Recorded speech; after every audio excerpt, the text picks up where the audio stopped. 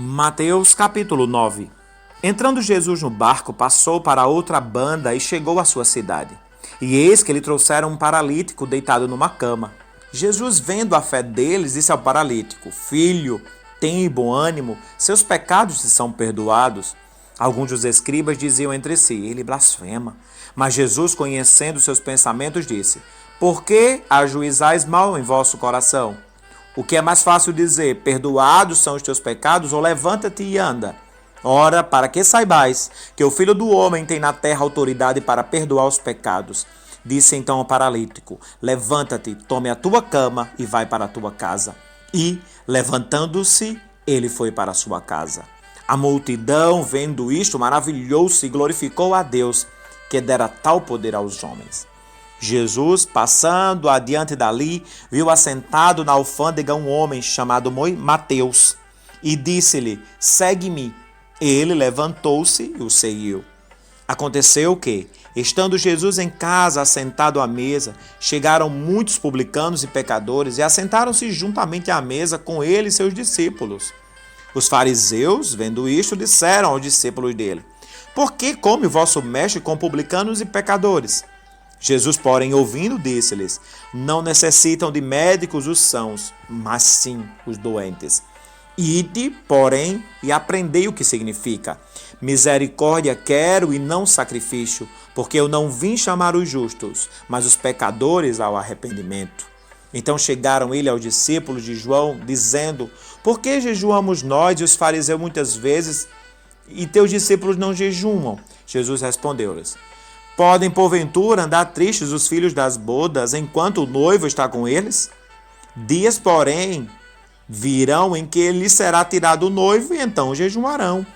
Ninguém põe remendo de pano novo em roupa velha, porque o remendo rompe o tecido e faz-se maior o rasgo.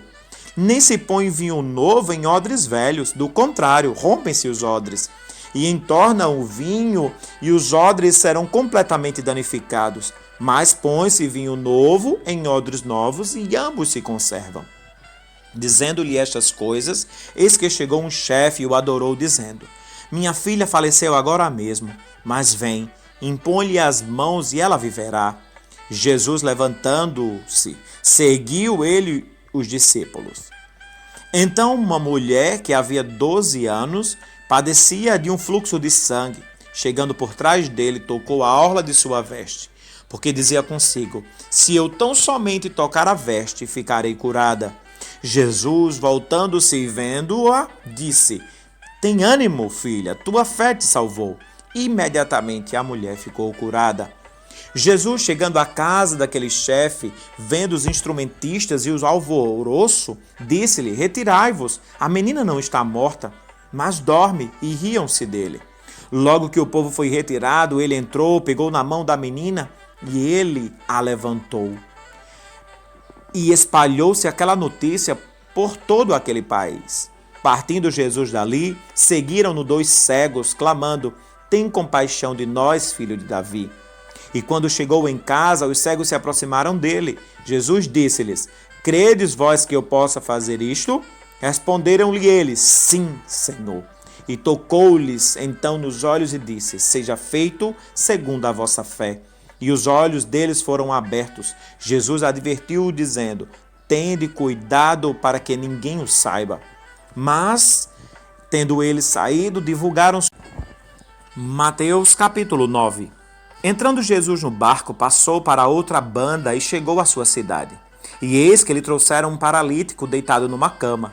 Jesus, vendo a fé deles, disse ao paralítico: Filho, tem bom ânimo, seus pecados te são perdoados. Alguns dos escribas diziam entre si: Ele blasfema.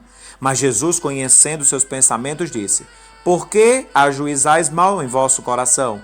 O que é mais fácil dizer: perdoados são os teus pecados, ou levanta-te e anda? Ora, para que saibais que o Filho do Homem tem na terra autoridade para perdoar os pecados. Disse então ao paralítico: Levanta-te, tome a tua cama e vai para a tua casa. E, levantando-se, ele foi para a sua casa. A multidão, vendo isto, maravilhou-se e glorificou a Deus, que dera tal poder aos homens. Jesus, passando adiante dali, viu assentado na alfândega um homem chamado Mateus